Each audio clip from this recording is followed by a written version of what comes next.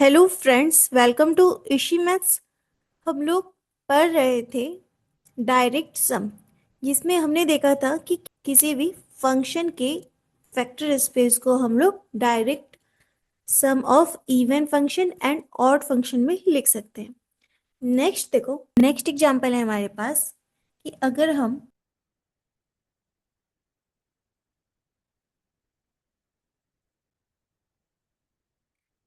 हमारे पास मान लो कि ये W1 है, ये W2 है, ये W3 है, W4, W5, इसको दे दो नाम W6, W7, W8। ठीक है, ये सब क्या है? ये सब लाइन पासिंग थ्रू ओरिजिन है ना।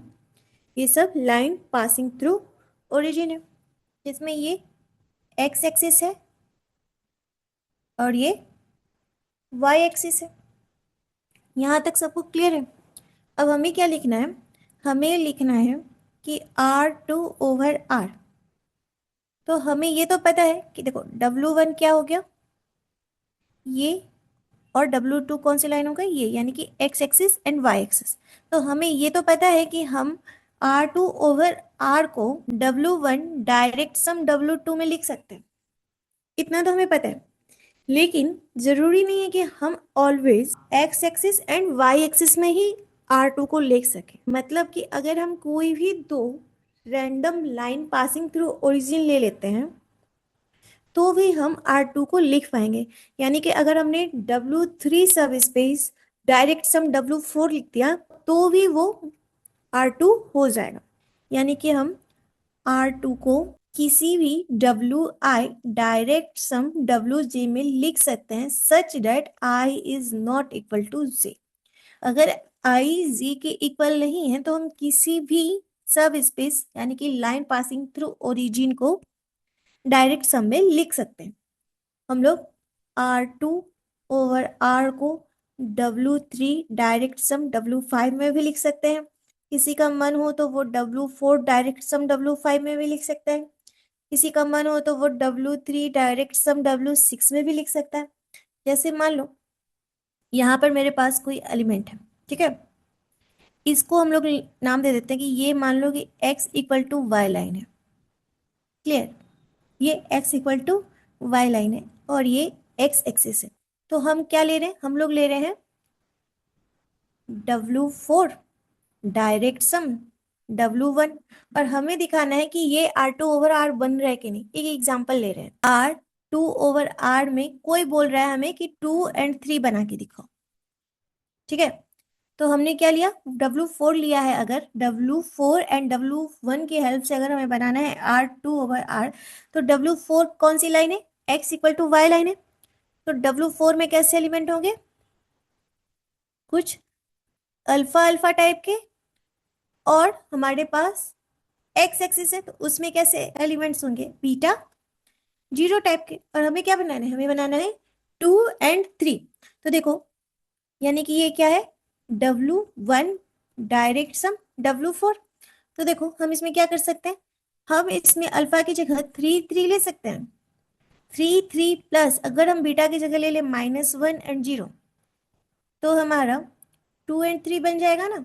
तो ऐसे ही हम कोई भी WIs लेंगे और अगर उनका डायरेक्ट सम किसी WJ से करेंगे such that I is not equal to J, तो हम R2 के जो भी पॉइंट्स बनाना चाहते हैं वो हम बना सकते हैं। यानी कि हम कोई भी दो distinct line passing through origin अगर लेते हैं तो उनकी डायरेक्ट सम के हेल्प से हम R2 बना सकते हैं।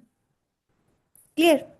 नेक्स्ट देखो, अगर हमारे पास R3/R है और उसे हम बनाना चाहें W1 direct sum W2, W1 and W2 are distinct plane passing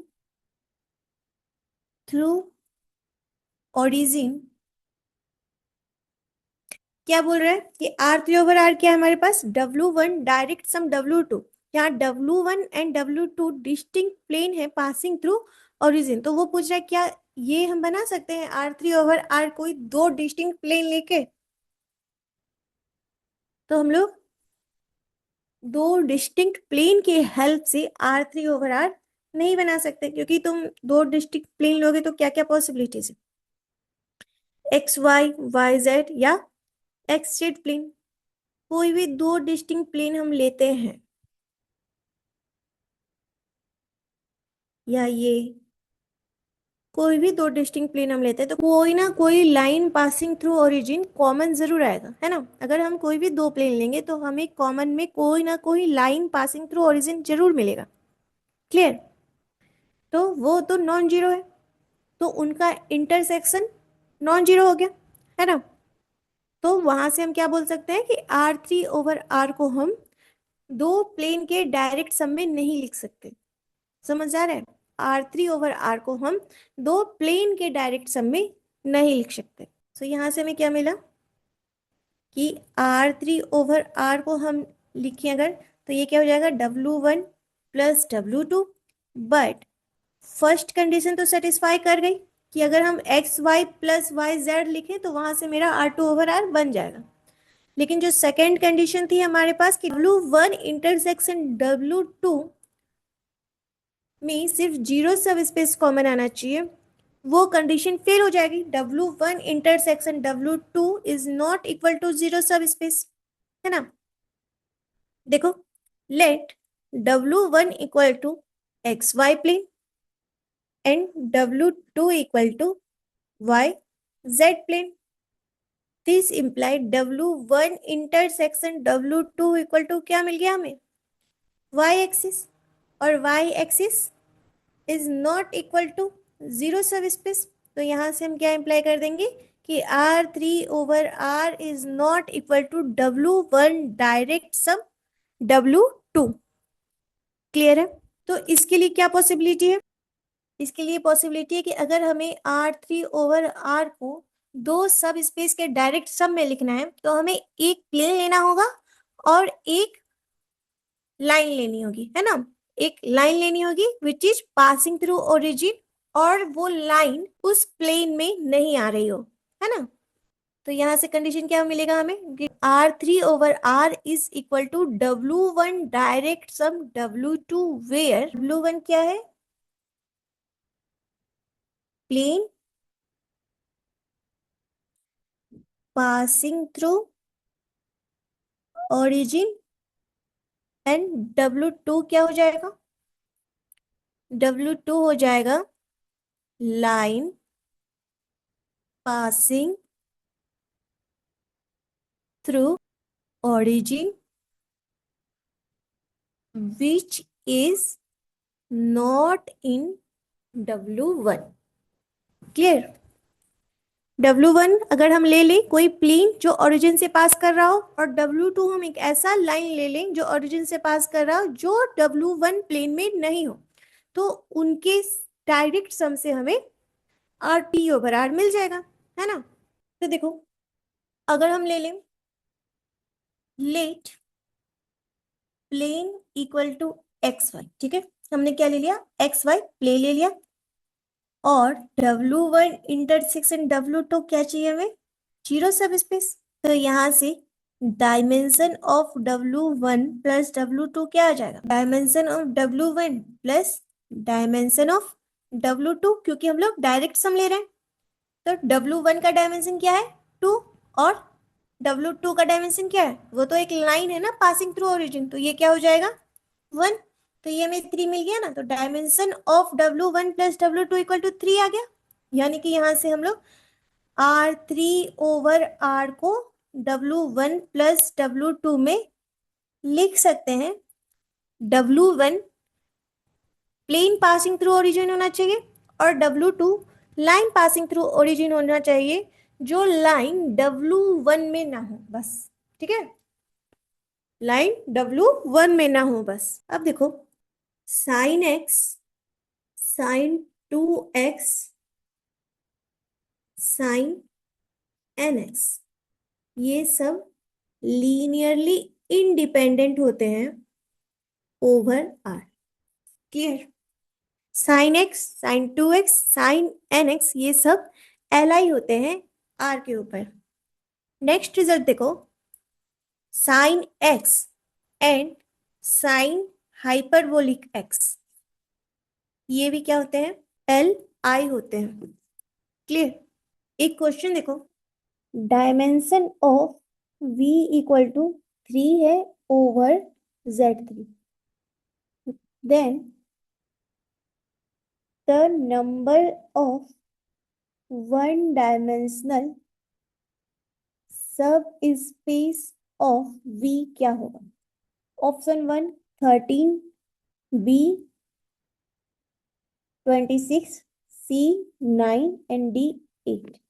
क्या बोल रहा है कि हमारे पास 3 डायमेंशनल वेक्टर स्पेस है ओवर Z3 और number of 1 dimensional subspace of V क्या होगा, ये पूछ रहा है। ठीक है, तो हमने फॉर्मूला पढ़ रखा है, नंबर ऑफ R डायमेंशनल सब स्पेस का क्या होता है, is equal to Pn-1 Pn-P Pn- PR-1, यहां तक जाना होता है, bye PR-1 PR-P PR-PR-1। Clear. देखो n क्या है इसमें, n 3 है और p भी 3 है। क्लियर। तो यहां से हमें क्या मिलेगा, 3⁻³ और r की वैल्यू क्या है, हमें 1 डायमेंशनल निकालना है, तो यहाँ पे R1 है, तो ये R1, तो 1 - 1 0, तो Pn-1 पे ही आके खत्म हो जाएगा ना, आगे तो कुछ नहीं आएगा। बाय PR-1, R कितना है 1, तो यहाँ पे क्या हो जाएगा 3⁻1 - 1, आगे कुछ नहीं आएगा, क्योंकि यहाँ पे देखो 3⁻1 - 3 करोगे तो क्या हो जाएगा, यहाँ से 0 हो जाएगा ना, तो ये एक ही टर्म आएगी नीचे 3 - 1, तो ये क्या हो गया 27 - 1/2, और यहां से क्या हो गया 26/2 इज इक्वल टू 13। तो हमारा ए वाला ऑप्शन करेक्ट हो गया है ना, कि अगर हमारे पास 3 डायमेंशनल वेक्टर स्पेस है ओवर Z3, तो number of 1 dimensional subspace 13 आ जाएगा। क्लियर। नेक्स्ट देखो रिजल्ट, कि if V equal to W1 direct sum W2 है। क्लियर। अगर हमारे पास V equal to W1 direct sum W2 है, then W1 is called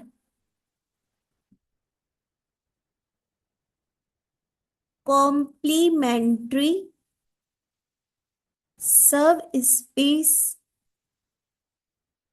of W2 and vice versa। Clear. W1 को हम क्या बोलेंगे, W2 का कॉम्प्लीमेंट्री सब स्पेस, या फिर W2 को बोलेंगे W1 का कॉम्प्लीमेंट्री सब स्पेस। क्लियर। अगर हमारे पास डायरेक्ट सब है तो हम बोलेंगे कि W1 कॉम्प्लीमेंट्री सब स्पेस है W2 का, या फिर W2 कॉम्प्लीमेंट्री सब स्पेस है W1 का। जैसे हम लोग सीक्वेंस पढ़ रहे होते हैं तो वहां पे भी कॉम्प्लीमेंट्री सब सीक्वेंस आती है। जैसे मान लो कि हमें लेना है नेचुरल नंबर का सीक्वेंस, तो नेचुरल नंबर के सीक्वेंस में हमें 2 कॉम्प्लीमेंट्री सब सीक्वेंस मिलती है उनकी। हम ले सकते हैं एक इवन नंबर्स का सब सीक्वेंस और दूसरा हम ले सकते हैं ऑड नंबर का सब सीक्वेंस। अगर हमें नेचुरल नंबर का सीक्वेंस लेना है, ठीक है, तो इसकी हमें 2 कॉम्प्लीमेंट्री सब सीक्वेंस मिलती है ना, एक मिल जाती है हमें 2n टाइप की, और दूसरी क्या मिल जाती है हमें 2n-1 टाइप की, है ना। ये दोनों सीक्वेंस एक दूसरे की क्या है, कॉम्प्लीमेंट्री सब सीक्वेंस, कॉम्प्लीमेंट्री सब सीक्वेंस, है ना। जब हम n को 1 लेंगे तो ये क्या हो जाएगा 1, n को 2 लेंगे तो क्या मिलेगा 3, n को 3 लेंगे तो क्या मिलेगा 5, यानी कि सारे और नंबर मिल जाएंगे। इसमें अगर हम n को 1 लेंगे तो क्या मिलेगा 2, n को 2 लेंगे तो 4, 6, इस तरह से हमें सारे और नंबर मिल जाएंगे। और इन दोनों सब सीक्वेंस का हम सम करेंगे तो हमें नेचुरल नंबर का सेट मिल जाएगा। क्लियर। तो वहां पे हम लोग कन्वर्जेंट सीक्वेंस के लिए ये भी पढ़ते हैं कि अगर किसी सीक्वेंस की दोनों कॉम्प्लीमेंट्री सब सीक्वेंस किसी एक ही लिमिट पॉइंट पे कन्वर्ज कर रही है तो हम कहते हैं कि वो सीक्वेंस कन्वर्जेंट है ना। रियल में एक रिजल्ट भी आता है कि अगर किसी सीक्वेंस की कॉम्प्लीमेंट्री सब सीक्वेंसेस एक ही लिमिट पॉइंट पे कन्वर्ज कर रही है तो वो सीक्वेंस भी कन्वर्जेंट हो जाएगी। Clear. W1 and W2 are called direct summand। W1 and W2 एक दूसरे की कॉम्प्लीमेंट्री सब सीक्वेंस है तो हम उनका डायरेक्ट सम से वेक्टर स्पेस बना रहे हैं तो W1 और W2 को हम लोग डायरेक्ट समांड कहेंगे। क्लियर। नेक्स्ट देखो, if W is subspace of vector space then there always exist U which is subspace of vector space such that V is equal to W direct sum U and such U need not be unique। अगर हमारे पास कोई W सब space है vector space का तो देखो हमारे पास एक वेक्टर स्पेस गिवन है और हमारे पास एक सब स्पेस दे दिया उसने कि ये सब स्पेस है तो हमको हमेशा एक U मिल जाएगा ना। वो U क्या होगा W का कॉम्प्लीमेंट है कि नहीं। U क्या होगा वो U is equal to W का कॉम्प्लीमेंट। अगर हम W का कॉम्प्लीमेंट ले लेंगे तो हमें U मिल जाएगा और अगर W सब स्पेस है तो उसका कोई ना कोई कॉम्प्लीमेंट तो होगा ही ना। सो अगर हमारे पास W सब स्पेस है वेक्टर स्पेस का तो हमेशा हमको W का कॉम्प्लीमेंट यानी कि एक U मिल जाएगा that is subspace of V of F such that V को हम W एंड U के डायरेक्ट सम में लिख सकें और उस U का यूनिक होना जरूरी नहीं। क्लियर। जरूरी नहीं है कि वो U यूनिक ही हो। समझ आ रहा है। नेक्स्ट देखो एक क्वेश्चन करते हैं। W1 equal to EB minus B 2A EB belongs to R और W2 है AB minus B minus A EB belongs to R then which of the following are true।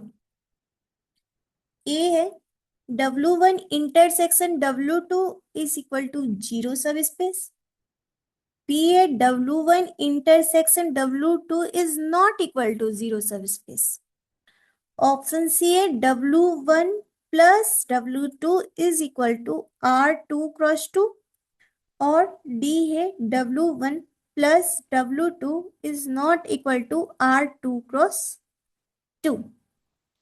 अब देखो W1 में देखो A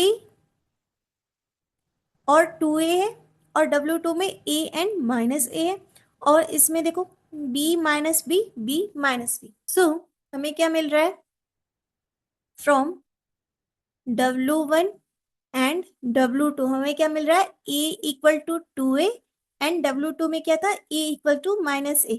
तो A 2A के भी equal है और A माइनस A के भी इक्वल है। इसका क्या मतलब हो गया कि A 0 है और कोई पॉसिबिलिटी नहीं है A के लिए और दोनों में B and minus B common है तो हमें W1 इंटरसेक्शन W2 क्या मिल जाएगा ए तो 0 हो गया, तो 0 बी, यहाँ पे माइनस बी, और ये क्या हो गया 0। तो कॉमन में हमें क्या मिल गया बी। तो dimension of W1 intersection W2 क्या हो गया 1। तो यहां से हमें क्या मिला, dimension of W1 plus W2 equal to dimension of W1 plus dimension of W2 minus dimension of W1 intersection W2। Dimension of W1 क्या है 2, और डायमेंशन ऑफ W2 भी 2 है। डायमेंशन ऑफ W1 2 है और W2 भी 2 है ना। और इनका इंटरसेक्शन हमें क्या मिला 1, तो ये क्या हो गया 3। तो W1 एंड W2 सब स्पेस को ऐड करने से हमें 3 मिल रहा है, यानी कि 3 डायमेंशनल स्पेस मिल रहा है, which is not equal to R2 × 2, है ना। 3 is not equal to R2 × 2। तो यहां से देखो अब कौन कौन सा ऑप्शन ट्रू होगा। क्या बोल रहा है W1 intersection W2 is equal to 0, ये रॉन्ग हो गया, हमें B माइनस बी मिला, यानी कि एक एलिमेंट B हम R से अपने मन से चूज कर सकते हैं।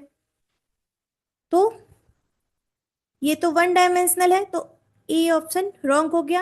यहाँ पे बोल रहे हैं W1 intersection W2 is not equal to 0 सब स्पेस, ये बात सही है। सी वाला रॉन्ग हो गया, क्योंकि यहां से हमें इसका डायमेंशन क्या मिला 3, तो 3 dimensional subspace is not equal to R2 × 2। तो डी वाला यहां से सही हो जाएगा। क्लियर है, इजी क्वेश्चन था। नेक्स्ट क्वेश्चन देखो, ये क्वेश्चन है CSIR नेट 2023, रिसेंट ईयर का question. V equal to R10 x and W1 equal to R5x polynomial space है, और डिग्री 10 तक के पॉलिनोमियल है इसमें। क्लियर, जिसमें W1 डिग्री 5 तक के पॉलिनोमियल्स का सब स्पेस है, और W2 क्या है, W2 है P(1) इक्वल टू 0 आना चाहिए, कि W2 एक ऐसा स्पेस है जिसमें 1 उसका रूट है।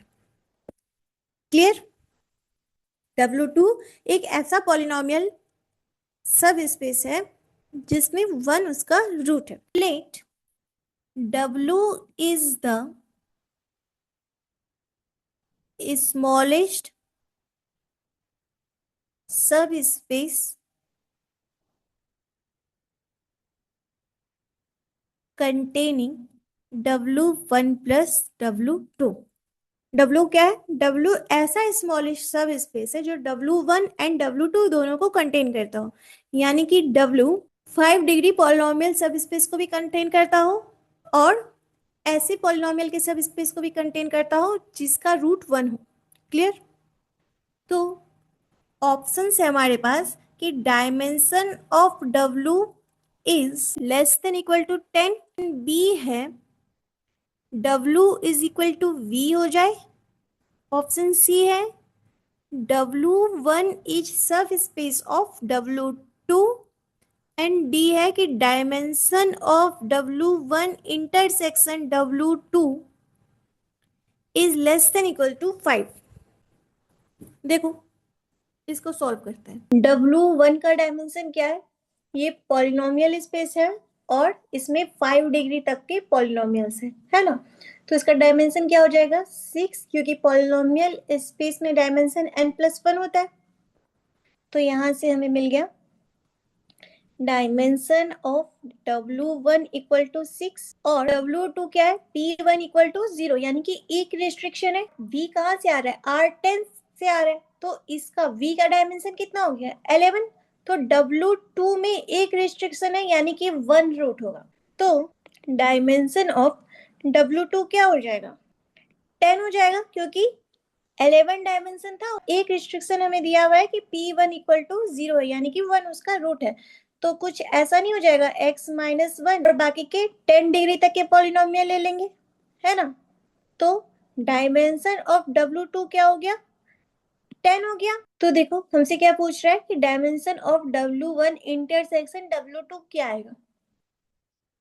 इंटरसेक्शन निकालना तो अपना फेवरेट काम है, अपने को वापस म्यूजिकल चेयर खेलना है ना। यहाँ पे कितनी सीट्स है? 11, यानी कि 11 डायमेंशन है वी का। तो यहाँ पे 1 2 3 4 5 6 7 8 9 10 11 है ना। डायमेंशन ऑफ W1 कितना है? 6, 1 2 3 4 5 6। और डायमेंशन ऑफ W2 क्या है? 10, 1 2 3 4 5 6 7 8 9 10। तो देखो दोनों में कॉमन कौन से है? ये वाला 3 4 5, 5 एलिमेंट्स कॉमन है ना। तो dimension of W1 intersection W2 क्या हो जाएगा? 5। क्लियर? W1 की डायमेंशन 6 थी, W2 की डायमेंशन 10 है। तो dimension of W1 intersection W2 क्या हो जाएगा? 5 आ जाएंगे। और उसने हमसे क्या ऑप्शन में बोला है? हमसे बोला है कि dimension of W1 intersection W2 is less than equal to 5। तो ये सही है, तो डी वाला सही हो गया। अब देखो dimension of W1 plus W2 क्या होता है? Dimension of W1 plus dimension of W2 minus dimension of W1 intersection W2। Dimension of W1 कितना है? 6। और डायमेंशन ऑफ W2 कितना है? 10। और माइनस क्या होगा? 5। तो ये कितना हो गया? 11। और ये किसके इक्वल हो गया? v के, क्योंकि v का डायमेंशन 11 था। तो dimension of W1 plus W2 किसके इक्वल हो गया? v के इक्वल हो गया। और dimension of W1 plus W2 क्या हो जाएगा? डायमेंशन ऑफ W, क्योंकि W वो स्मॉलेस्ट सब स्पेस है जो W1 प्लस W2 को कंटेन किए हुए है ना। तो ये किसके इक्वल हो गया? डायमेंशन ऑफ W के। और डायमेंशन ऑफ W क्या आया? 11। और 11 किसका डायमेंशन है? V का। तो यहाँ से हमें क्या मिल गया कि dimension of W is equal to 11 equal to V। तो देखो ऑप्शन में क्या बोल रहा है कि dimension of W is less than equal to 10। तो ये तो गलत हो गया, हमें अभी डायमेंशन ऑफ W 11 मिला ना, लेस देन इक्वल टू तो 10 नहीं है। तो ये ऑप्शन गलत हो गया। सेकेंड ऑप्शन क्या बोल रहा है कि W इक्वल टू V, ये सही है क्योंकि W की डायमेंशन भी हमें 11 मिली और V की डायमेंशन भी 11 है। तो W is equal to V है। तो यहाँ से B सही हो गया, D सही हो गया। C के लिए चेक करते हैं। C क्या बोल रहा है कि W1 सबसेट है W2 का। तो W1 क्या है हमारे पास? W1 है पॉलिनोमियल ऑफ डिग्री 5।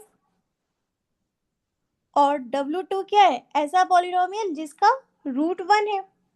क्लियर? तो इसके लिए एग्जांपल ले लेते हैं। Let px equal to x5। ये W1 में बिलोंग कर रहा है क्योंकि W1 में 5 डिग्री के पॉलिनोमियल तक का कलेक्शन है।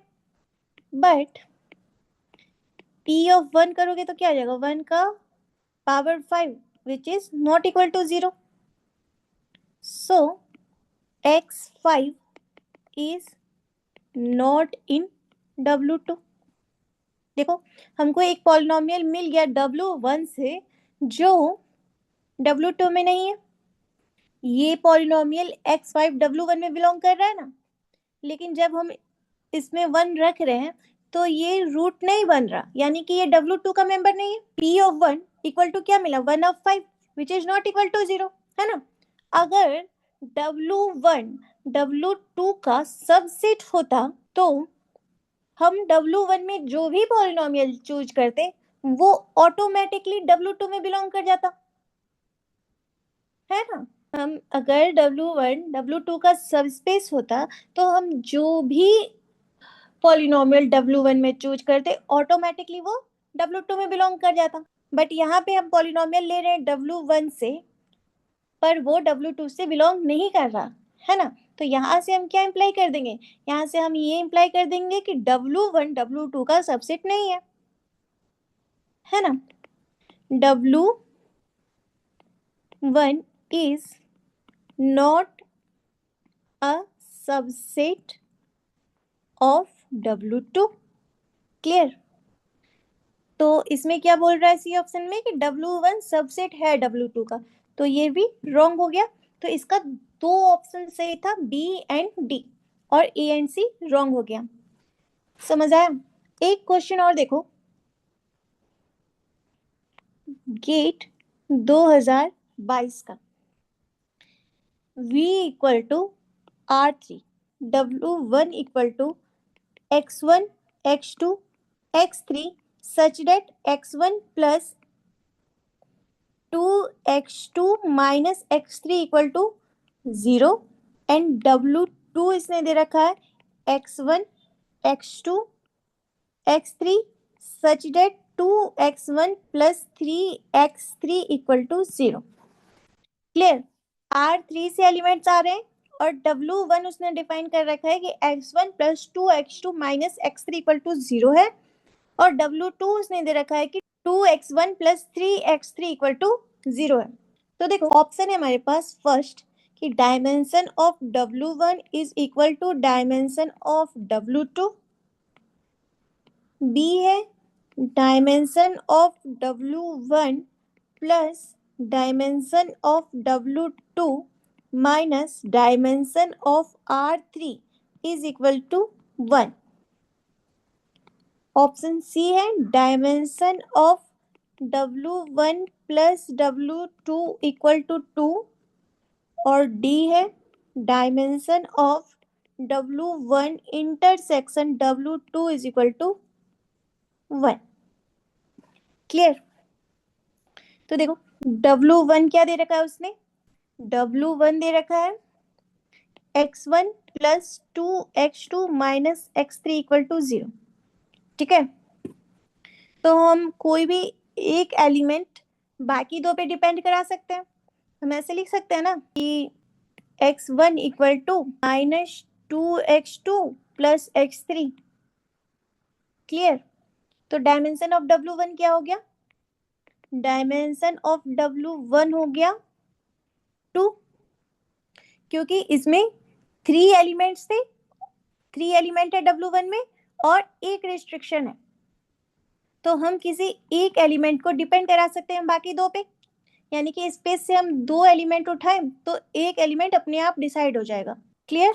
तो W1 की डायमेंशन हो गई 2, और देखो W2 में क्या बोल रहा है 2x1 plus 3x2 equal to 0, यानी कि यहाँ इस इक्वेशन से हम एक एलिमेंट किसी और पे डिपेंड करा सकते हैं। हम ऐसे डिफाइन कर सकते हैं कि 2x1 plus 3x3 equal to 0, तो यहाँ से हम ऐसे लिख सकते हैं ना कि x1 equal to minus 3y2x3।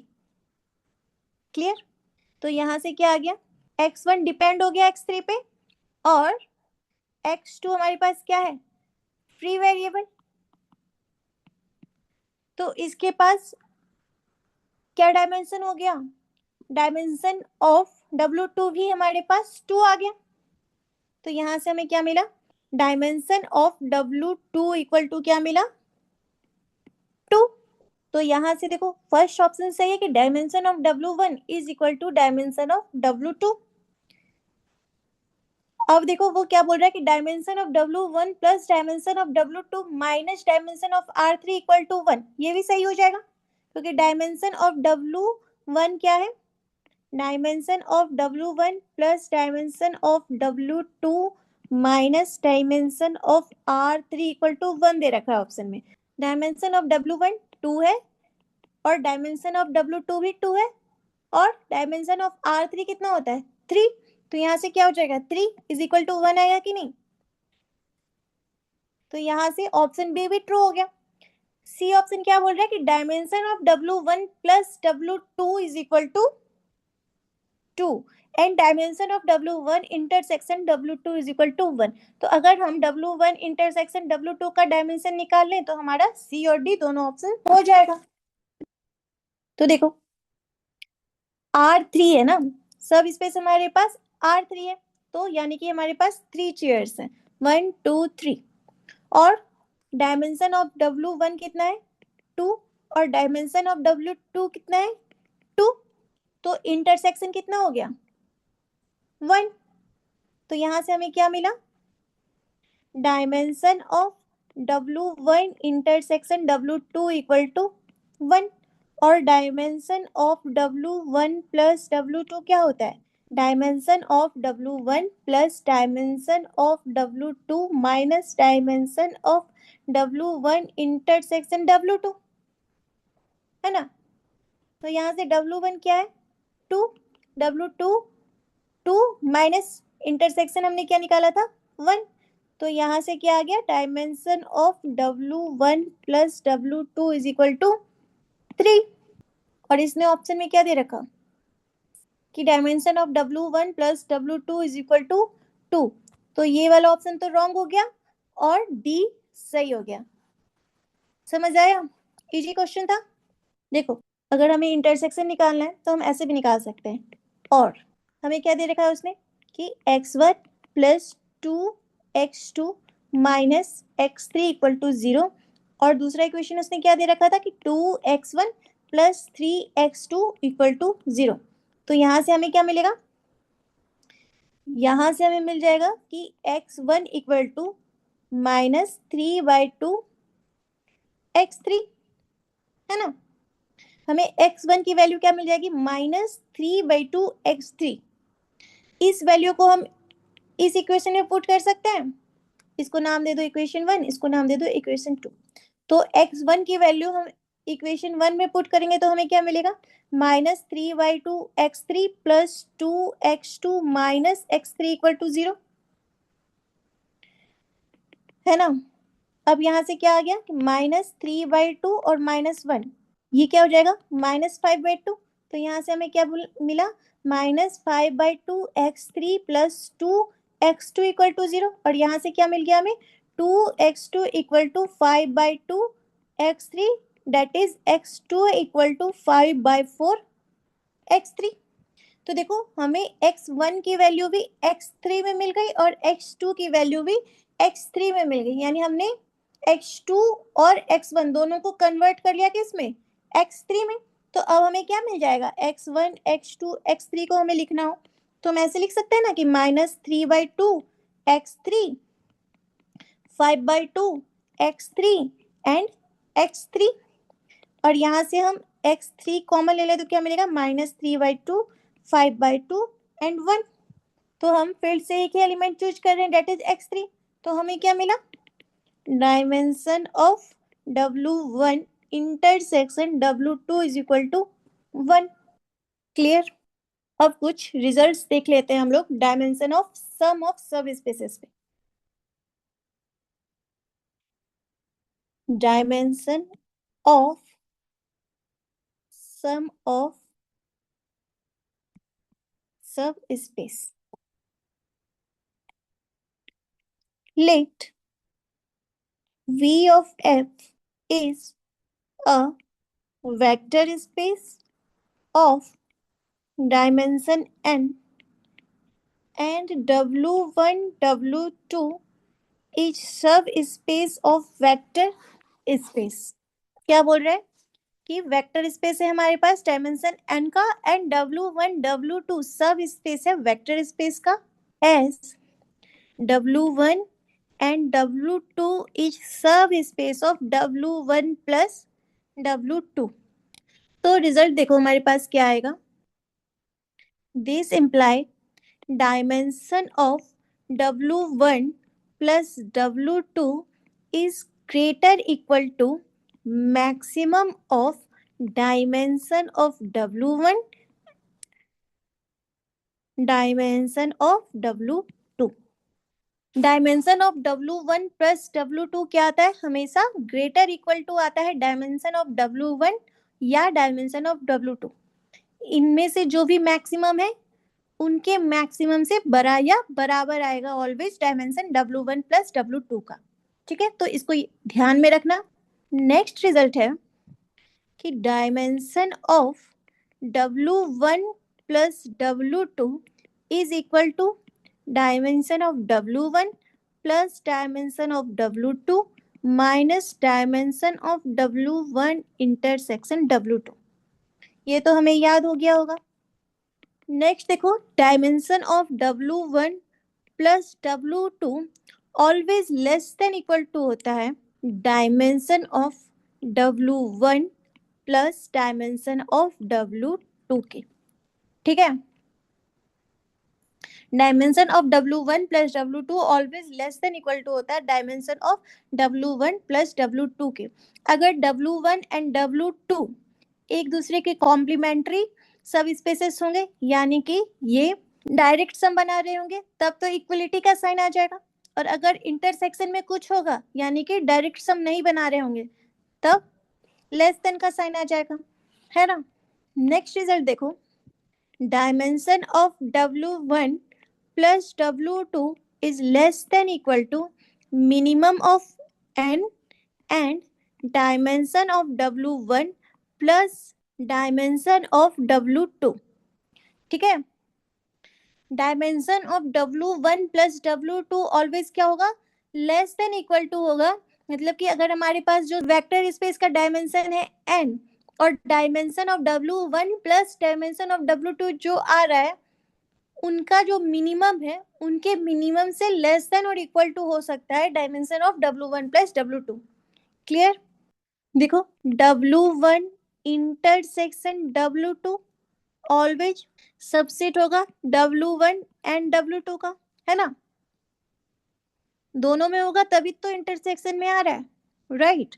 तो जो इंटरसेक्शन है W1 W2 का, वो सबसेट होगा W1 और W2 दोनों का। तो देखो, dimension of W1 intersection W2 क्या आ जाएगा, is less than equal to minimum of dimension of W1 dimension of W2।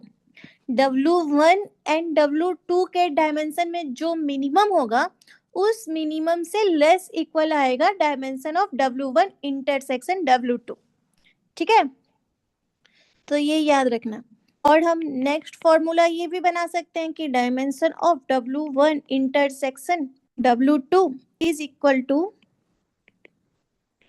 Dimension of W1 plus dimension of W2, और यहाँ पे क्या आ जाएगा, minus dimension of W1 plus W2, है ना। बस इधर उधर सफल कर दिया है ये वाला डिफिनीशन, ये वाला फॉर्मूला, ये वाला फॉर्मूला इधर उधर सफल करके बनाए, इसको इधर ले आए हैं और इसे इधर ले आए, इतना ही तो किया है।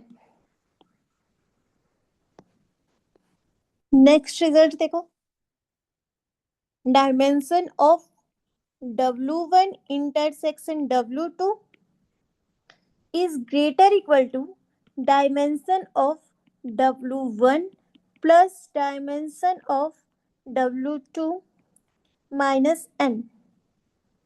ठीक है, n क्या है, वेक्टर स्पेस का डायमेंशन। ठीक है, तो dimension of W1 intersection W2 क्या हो जाएगा, ग्रेटर इक्वल टू हो जाएगा dimension of W1 plus dimension of W2 minus dimension of vector space. Clear. Next देखो, dimension of W1 intersection W2 is greater equal to maximum of 0 and dimension of W1 plus dimension of W2 minus n। तो dimension of W1 intersection W2 greater equal to होता है maximum of 0 and dimension of W1 plus dimension of W2 minus dimension of vector space. Clear. तो आज बस यहीं तक करते हैं, कल हम लोग कोसेंट स्पेस स्टार्ट करेंगे। किसी को कोई डाउट हो तो कमेंट सेक्शन में पूछ सकता है। Thank you.